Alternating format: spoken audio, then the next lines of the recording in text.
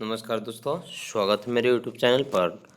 आज का टॉपिक है साइंस विषय के महत्वपूर्ण ऑब्जेक्टिव प्रश्न, जो कि मानव नेत्र तथा मानव नेत्र से संबंधित सारे प्रश्न हैं। अगर आप इस चैनल पर नए हैं तो सब्सक्राइब कर लें और बेल आइकन दबा दें ताकि सभी नोटिफिकेशन आपको मिलता रहे और इसी प्रकार से सब्जेक्टिव और ऑब्जेक्टिव सारे नोटिफिकेशन आपको मिलता रहेगा, ताकि आपको परीक्षा की तैयारी करने में सहूलियत हो। और यह खासकर मैट्रिक परीक्षा 2022 के लिए ऑब्जेक्टिव प्रश्न के लिए अनिवार्य करते हुए बताया गया है। तो देखिए, प्रश्न है, नेत्र लेंस में प्रवेश करने वाला प्रकाश किरणों का अधिकांश अपवर्तन क्षेत्र के किस भाग से होता है? तो इसका सही उत्तर है ऑप्शन नंबर बी, कर्निया। नेत्र के किस भाग पर किसी वस्तु का प्रतिबिंब बनता है?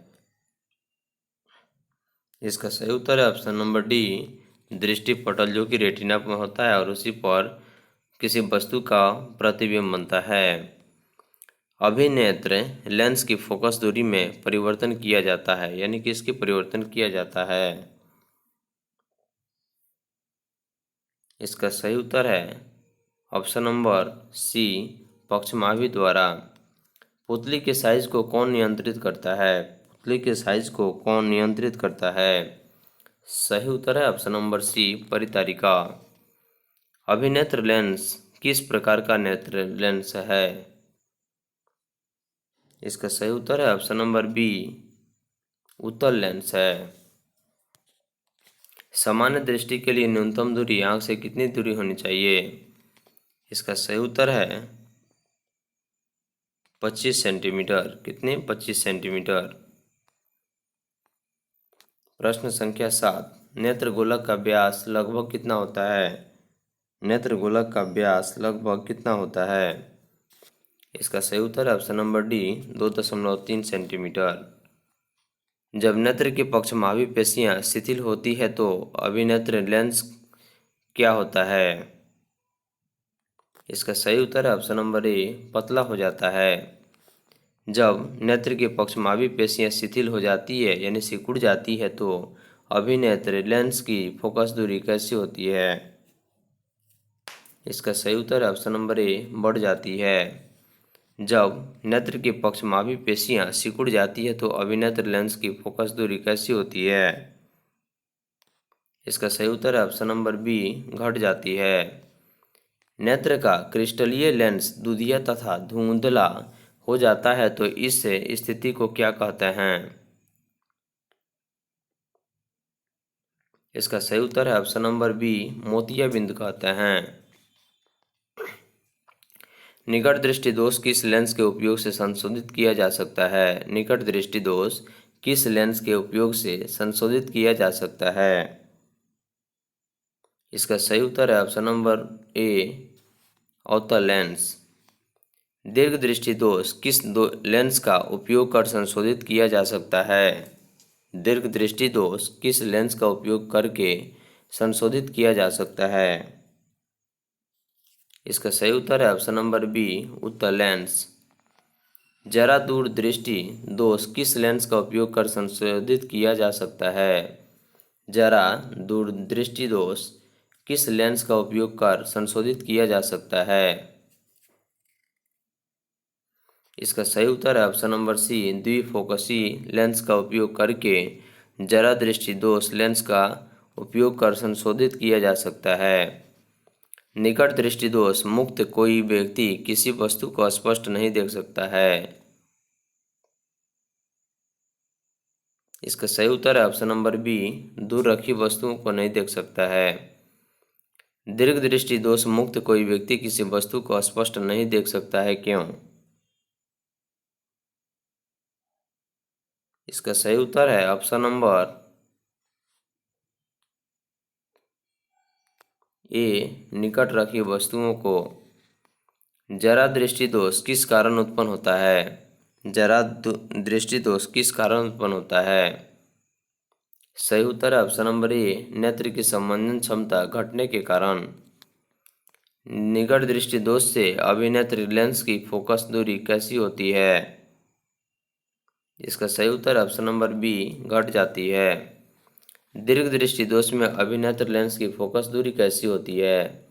दीर्घ दृष्टि दोष में अभिनेत्र की फोकस दूरी कैसी होती है? इसका सही उत्तर है ऑप्शन नंबर ए, बढ़ जाती है। निकट दृष्टि दोष उत्पन्न होने का क्या कारण है? निकट दृष्टि दोष उत्पन्न होने का क्या कारण है?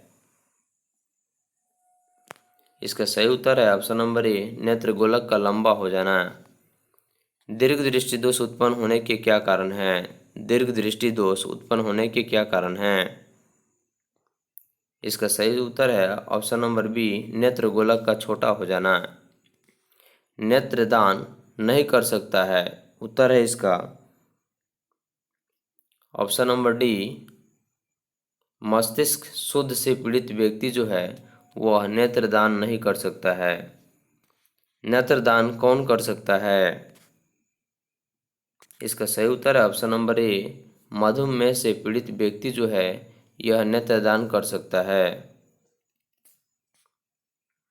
किसी कांच का अपवर्तनांक प्रकाश के किस वर्ण के अधिकतम होता है? प्रकाश की अपवर्तनांक प्रकाश के किस वर्ण के लिए अधिकतम होता है? इसका सही उत्तर है ऑप्शन नंबर डी, बैंगनी हो जाता है। किसी कांच का अपवर्तनांक प्रकाश के किस वर्ण के लिए न्यूनतम होता है? किसी कांच का अपवर्तनांक प्रकाश के किस वर्ण के लिए न्यूनतम होता है? इसका सही उत्तर है ऑप्शन नंबर ए, लाल। श्वेत प्रकाश का प्रिज्म से गुजरने के पश्चात प्रकाश का कौन सा वर्ण सबसे कम विचलित होता है? इसका सही उत्तर है ऑप्शन नंबर डी, लाल। श्वेत प्रकाश का प्रिज्म से गुजरने के पश्चात प्रकाश का कौन सा वर्ण सबसे अधिक विचलित होता है? इसका सही उत्तर है ऑप्शन नंबर सी, बैंगनी। आकाश में इंद्रधनुष का बनना प्रकाश की कौन सी प्राकृतिक घटना है? इसका सही उत्तर है ऑप्शन नंबर डी, विक्षेपण। इंद्रधनुष हमें दिखाई कब देता है? अपवर्तन के कारण, अपरावर्तन के कारण, पूर्ण आंतरिक परावर्तन के कारण, प्रकीर्णन के कारण। तो इसका सही उत्तर होगा ऑप्शन नंबर सी। क्या होगा? ऑप्शन नंबर सी, पूर्ण आंतरिक परावर्तन के कारण। तारों का टिमटिमाने का कारण क्या है? तारों के टिमटिमाने का कारण क्या है? इसका सही उत्तर है ऑप्शन नंबर ए, वायुमंडलीय अपवर्तन। कोलाइडी कणों द्वारा प्रकाश के प्रकीर्णन को क्या कहा जाता है? कोलाइडी कणों द्वारा प्रकाश के परिवर्तन को क्या कहा जाता है? इसका सही उत्तर है ऑप्शन नंबर ए, टिंडल प्रभाव कहा जाता है। ट्रैफिक सिग्नल में प्रकाश का कौन सा वर्ण होता है? ट्रैफिक सिग्नल में प्रकाश का कौन सा वर्ण होता है? इसका सही उत्तर है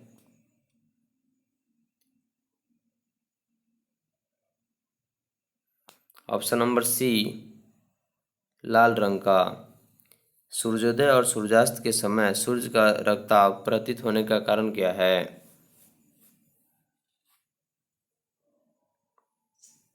इसका सही उत्तर है ऑप्शन नंबर बी, लाल रंग का प्रकीर्णन कम हो जाना। प्रकाश के छोटी तरंगदैर्घ्य का वर्ण का प्रकीर्णन क्या है? इसका सही उत्तर है ऑप्शन नंबर बी, अधिक हो जाता है। प्रकाश की बड़ी तरंगदैर्घ्य का प्रकीर्णन कैसा होता है? इसका सही उत्तर होगा ऑप्शन नंबर ए, कम हो जाता है। यदि पृथ्वी पर वायुमंडल नहीं होता तो क्या होता? इसका सही उत्तर है ऑप्शन नंबर सी, यानी कि आकाश का रंग काला प्रतीत होता। अत्यधिक ऊंचाई पर उड़ता हुआ यात्रियों को आकाश कैसा प्रतीत होता है? इसका सही उत्तर है ऑप्शन नंबर डी, काला प्रतीत होता है। अत्यंत सूक्ष्म कण द्वारा प्रकीर्णित प्रकाश का वर्ण क्या होता है? इसका सही उत्तर है ऑप्शन नंबर सी, नीला। यदि प्रकीर्णन करने वाले कणों का साइज बहुत बड़ा है तो प्रकीर्णित प्रकाश कैसा प्रतीत होता है? इसका सही उत्तर है ऑप्शन नंबर डी, श्वेत। बड़े साइज के कारण यानी कि बड़े साइज के कण किस तरंगदैर्घ्य के प्रकाश को प्रकीर्णन करते हैं? इसका सही उत्तर है ऑप्शन नंबर बी, बड़ी तरंगदैर्घ्य। मानव के दोनों नेत्रों का अधिकतम दृष्टि क्षेत्र कितना होता है? इसका सही उत्तर है ऑप्शन नंबर बी, 180 डिग्री। मानव का एक नेत्र क्षैतिज दृष्टि क्षेत्र लगभग कितना होता है? इसका सही उत्तर है ऑप्शन नंबर डी, 360।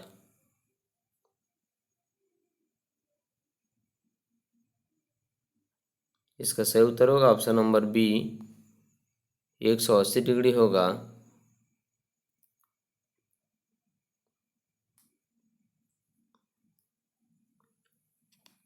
अगला प्रश्न है,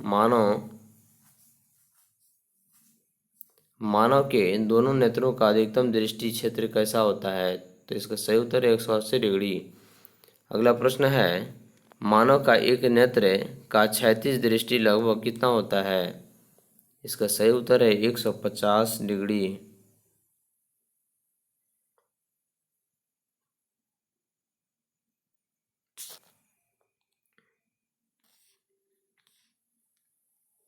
अगला प्रश्न है, रेटिना द्वारा उत्पन्न विद्युत सिग्नल को मस्तिष्क तक कौन पहुंचाता है?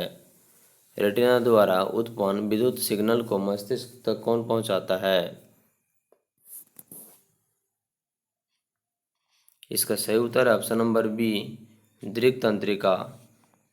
अबिंदुकता या दृष्टि वैषम्य वाले व्यक्ति के चश्मे में किस प्रकार के लेंस का उपयोग किया जाता है?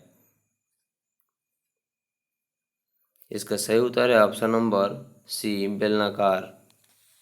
एक नेत्र से संसार कैसा दिखता है?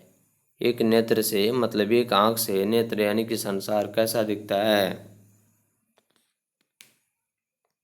इसका सही उत्तर है ऑप्शन नंबर ए, द्विआयामी।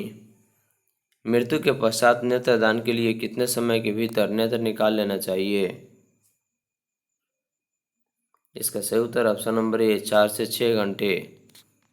मानव नेत्र का कौन सा बिंदु प्रकाश के लिए अत्यधिक सुखदायी होता है? तो मानव नेत्र का कौन सा बिंदु प्रकाश के लिए अत्यधिक सुखदायी होता है? इसका सही उत्तर है ऑप्शन नंबर डी, पीत बिंदु। मानव नेत्र का कौन सा बिंदु प्रकाश के लिए बिल्कुल सुखदायी नहीं होता है?